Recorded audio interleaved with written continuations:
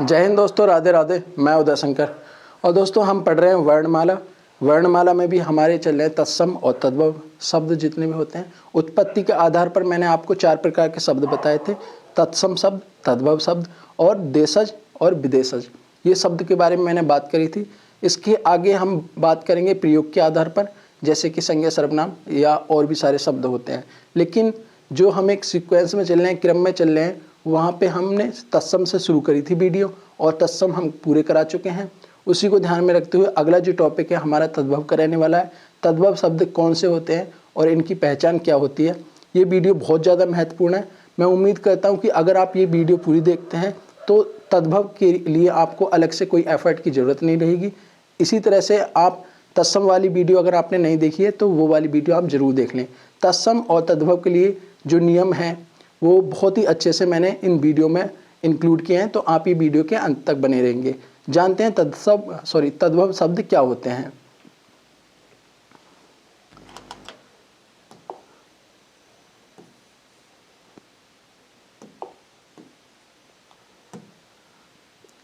देखिए,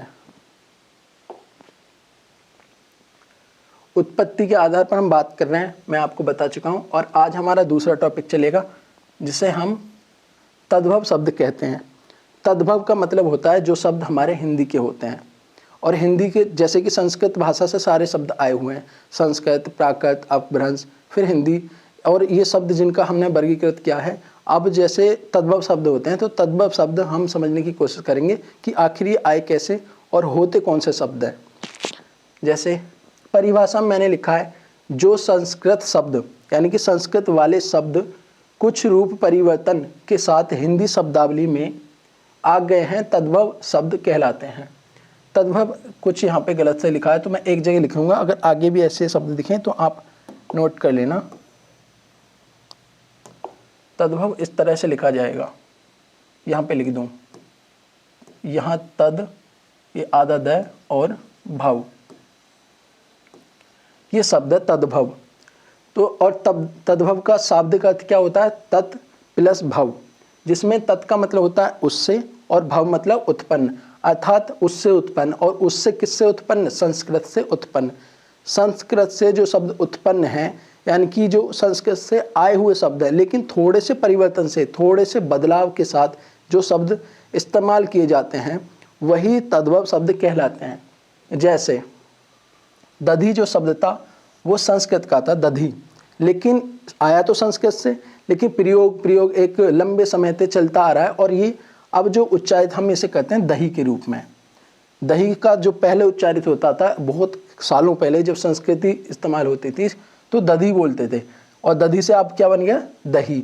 और यही जो दही शब्द बना है इसी को हम तद्भव कहते हैं। इसी तरह से शब्द था पहले तत्सम का, संस्कृत का हस्ती, और ये तद्भव में परिवर्तित होकर क्या बन गया, हाथी। इसके अलावा सर्प जैसे शब्द है, इसका बन गया सांप। तो ये जैसे आप शब्द देख रहे हैं यहाँ पे, तो ये क्या थे, पहले संस्कृत के शब्द थे लेकिन परिवर्तन समय के साथ साथ परिवर्तन हुआ इनमें, और परिवर्तन के साथ ये शब्द ऐसे देखने के लिए मिले, थोड़ा सा आसान सरल भाषा में बन गए जिन्हें हम रोज की दैनिक जीवन में जिन्हें हम प्रयोग करते हैं। जैसे रात्रि शब्द है, अब आप हमेशा तो रात्रि कहते नहीं है कि भाई रात्रि हो गई है ना, तो आप अधिकतर यही बोलते होंगे कि रात हो गई है ना।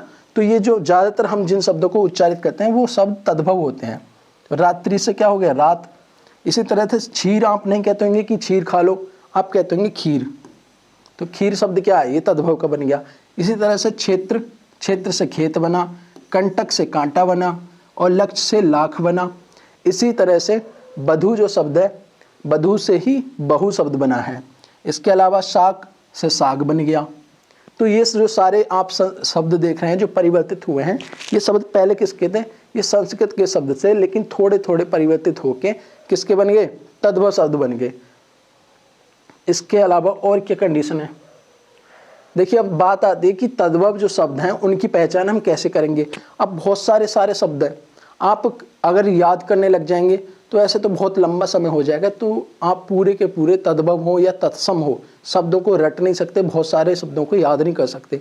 तो उसके लिए कुछ रूल होते हैं, कुछ नियम होते हैं जिनको ध्यान में रखते हुए आप तद्भव और तत्सम शब्दों की पहचान बड़ी आसानी से कर सकते हैं। जैसे यहाँ पे पहला रूल है अर्धचंद्र बिंदु वाले शब्द। अब कुछ शब्द होते हैं जिनमें अर्धचंद्र लगा होता है, जैसे देखिए यहाँ पे देखिए ये जो ये लगा है अर्धचंद्र किसे कहते हैं, ऐसे लगा होगा और यहाँ पे एक बिंदी है, इसे कहते हैं अर्धचंद्र बिंदु। तो जैसे आँख में ये लगा है निशान अर्धचंद्र का लगा है, इसी तरह से चांद है, दांत है, तो इन शब्दों में क्या लगा है, अर्धचंद्र। जितने भी अर्धचंद्र वाले शब्द होते हैं वो कौन से माने जाएंगे, तद्भव, है ना। और जबकि आँख को अगर तत्सम में देखेंगे तो नेत्र बोलेंगे, नयन बोलेंगे, ठीक है। दूसरी कंडीशन क्या है, द्वित्व व्यंजन। द्वित्व का मतलब क्या होता है, कोई भी व्यंजन जब लगातार 2 बार प्रयोग होता है किसी शब्द में, उसे हम क्या कहते हैं, द्वित्व व्यंजन। जैसे डिब्बा है, आप डिब्बा को देखिए यहाँ पे 2 बार बै प्रयोग हुआ है, और डिब्बा को भी हम क्या बोलते हैं, रोज की जिंदगी में हम बोलते रहते हैं डिब्बा, पप्पू, ढक्कन। तो ऐसे शब्द क्या होते हैं, ये तद्भव के शब्द है। जैसे पप्पू और बच्चा और छप्पन, इन सब में आपने देखा होगा 2 बार यहाँ बे आया और यहाँ 2 बार पे आया, 2 बार च और 2 बार पे, तो इन्हें हम द्वित्व व्यंजन कहते हैं। तो दूसरी कंडीशन हमारी ये थी कि जिन शब्दों में द्वित्व व्यंजन आते हैं वो भी शब्द सारे कैसे होंगे, वो भी तद्भव के होंगे। इसके अलावा जो तीसरी कंडीशन है वो ये है उत्क्षिप्त व्यंजन। और उत्क्षिप्त व्यंजन कितने होते हैं, 2 होते हैं, मैंने आपको वर्णमाला में पढ़ाया है, ये वाले, ये डै इसके नीचे ये बिंदी लगी होगी, ये वाले, तो ये दोनों क्या होंगे, उत्क्षिप्त व्यंजन। और जितने भी ये शब्दों में ये उत्क्षिप्त व्यंजन आएंगे वो सारे के सारे शब्द क्या बन जाएंगे, तद्भव शब्द के। जैसे सड़क, सड़क में यहाँ पे आ गया डै, और लड़के, चढ़, पढ़ना, मेंढक, इन सारे शब्दों में क्या इस्तेमाल हुआ, द्वित्व व्यंजन, सॉरी इन सब में उत्क्षिप्त व्यंजन प्रयोग हुआ है, इसीलिए ये सारे के सारे क्या बन जाएंगे, तद्भव के शब्द ये माने जाएंगे। इसके अलावा नंबर 4 पे है सरल, सुगम, आसान वर्तनीय तथा उच्चारण वाले शब्द। अब सरल सुगम का मतलब क्या हो गया, सरल सुगम का मतलब ये हुआ कि जिन्हें हम दैनिक जीवन में ज़्यादा से ज़्यादा प्रयोग करते हैं, ज़्यादा से ज़्यादा इस्तेमाल करते हैं। जैसे कि हम ये तो नहीं कहते कि नयन आँख बोलते हैं, रात्रि नहीं बोलते रात बोलते हैं, है ना, पुत्र नहीं बोलते बेटा बोलते हैं। तो जिन शब्दों का इस्तेमाल हम ज़्यादा करते हैं, आसान तरीके से करते हैं, वो सारे शब्द क्या होंगे, वो तद्भव के होंगे। जैसे यहाँ पे खेत है, हमने इसे क्षेत्र तो नहीं बोला, तो हम खेत बोलते हैं, इसलिए ये भी क्या है, तद्भव है। सूरज, हमने यहाँ पर सूर्य नहीं बोला, इसलिए जैसे घर, आग, खेल, ये सारे के सारे क्या होंगे, ये तद्भव के शब्द बन जाएंगे, क्योंकि इनकी कंडीशन कौन सी है, सरल, सुगम, आसान वर्तनी वाले, ये सारे के सारे शब्द हैं। 4 कंडीशन आपने देख ली। इसके अलावा जैसे कि 5वीं कंडीशन है समास वाले वे शब्द जिनमें दोनों शब्द हिंदी के हों। ध्यान दीजिए, दोनों शब्द हिंदी के हों। जैसे माता पिता, दिन रात, राजदूत, राजपूत, ये क्या है, समास के शब्द हैं, लेकिन दोनों ही शब्द इनमें जो प्रयोग हुए हैं वो हिंदी के हैं, इसलिए ये भी क्या बन जाएंगे, तद्भव शब्द बन जाएंगे। ठीक है, तो ये 5वीं कंडीशन होगी। इसके अलावा हिंदी के उपसर्ग से बने शब्द, हिंदी के जितने भी उपसर्ग जिस शब्द में लग जाएंगे वो सारे के सारे तद्भव होंगे। हिंदी के उपसर्ग हम आगे समझेंगे, उपसर्ग और प्रत्यय क्या होते हैं। देखिए जैसे कि अजान, बिन खाया, अजान में क्या उपसर्ग है, ए उपसर्ग लग रहा है, ए अलग है और जान अलग है। इसी तरह से बिन, इसमें क्या है, बिन उपसर्ग है और खाया शब्द अलग है, बिन खाया। इसी तरह से यहाँ पे अनहोनी, होनी शब्द अलग है, अन इसमें उपसर्ग लगा हुआ है। इसीलिए इसी तरह से यहाँ पे अध, पका, पका हुआ शब्द जो है वो अलग है और उपसर्ग हमने लगा दिया इसमें अध। इसी प्रकार से निडर, तो ये सारे शब्द क्या हो गए, उपसर्ग लगाया हिंदी का और उपसर्ग लगाने से तद्भव बन गए। और अब ये तो उपसर्ग की बात थी, अब प्रत्यय के देख लीजिए। 7वीं कंडीशन है कि प्रत्यय, हिंदी के प्रत्यय से बने शब्द। देखिए जैसे आपका शब्द था सुनार, सुनार एक शब्द है और जब हमने इसमें प्रत्यय लगाया, इन प्रत्यय लगा दिया और इन प्रत्यय लगाने से पूरा शब्द क्या बन गया, सुनारिन, सुनारिन बन गया। तो ये शब्द किसका बन गया, तद्भव बन गया।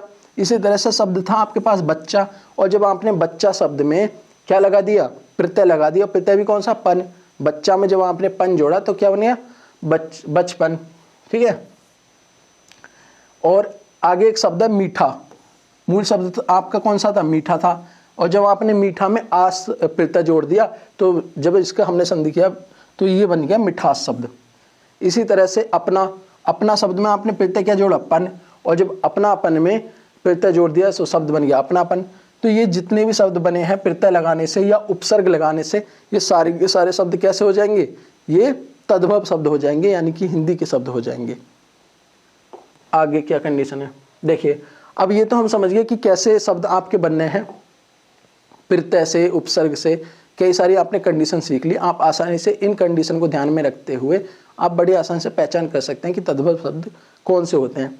अब मैंने यहाँ पे कुछ सारणी बनाई है जो आपको मैं टेलीग्राम में शेयर कर दूंगा, एक बार देख लेते हैं। ये शब्द हैं, तद्भव के शब्द मैंने इधर लिखे हैं और तत्सम के इधर लिखे हैं। आप थोड़ी सी एक अंदाजा लगा लेंगे कि शब्द तत्सम के कैसे होते हैं और तद्भव के कैसे होते हैं। जैसे एक शब्द है अंगोछा, आप अंगोछा यूज करते हैं क्योंकि ये तद्भव का शब्द है, हिंदी का शब्द है। तत्सम जो है संस्कृत का शब्द होता है, आप ये शब्द अत्यधिक यूज नहीं करते होंगे।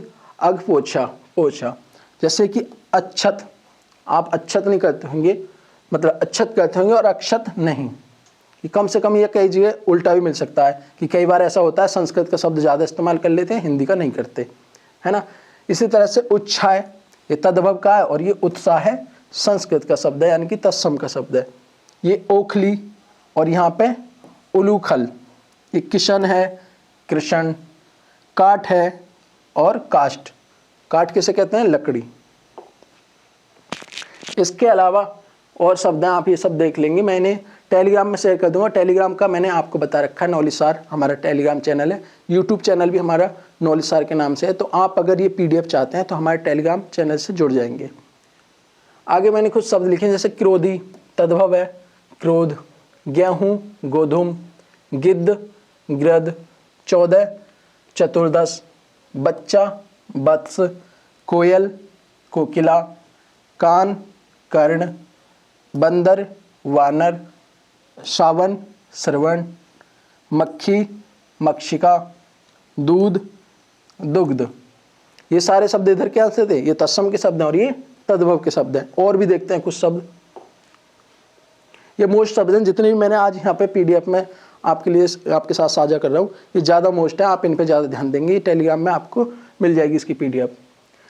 इसी प्रकार से आगे जो शब्द हैं जैसे कि दुबे है, दुबे शब्द किसका है, तद्भव है। और द्वेदी, द्वेदी इस तरह से, द्वेदी का मतलब होता है जो 2 वेदों का ज्ञाता होता है। इसी तरह से त्रिवेदी, त्रिवेदी का मतलब है क्या हुआ कि जो 3 वेदों का ज्ञाता होता है। इसी तरह से चतुर्वेदी जो 4 वेदों का ज्ञाता होता है। तो ये सारे नामों का कुछ अर्थ होते हैं, मीनिंग होता है।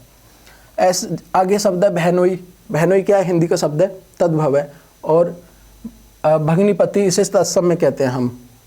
भग्नि मतलब होता है बहन और पति मतलब बहन का पति, और इसे हम हिंदी में क्या बोलते हैं, तद्भव में बहनोई। इसी प्रकार से मेंढक, अब मेंढक हम इस्तेमाल करते हैं रोज रोज। अब ऐसा तो नहीं कि आप हर रोज मंडूक मंडूक चिल्लाते हो, तो आप इस चीज़ को भी ध्यान रखेंगे जिन शब्दों का इस्तेमाल हम कम करते हैं वो तत्सम के होते हैं, और जिनका हम दैनिक जीवन में प्रयोग करते हैं वो तद्भव के शब्द होते हैं।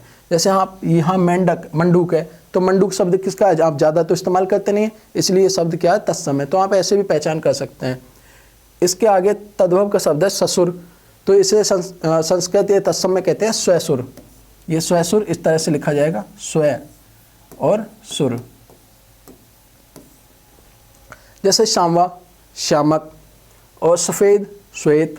मे है, मे कहते हैं ना, गांव में आपने सुना होगा जब आप गांव की भाषा में सुनते हैं कि मे पड़ रहा है, मे पड़ रहा, तो वो मे जो होता है उसे मेघ कहते हैं। ये तत्सम है और ये तद्भव है, मे। जेठ, ज्येष्ठ होता है।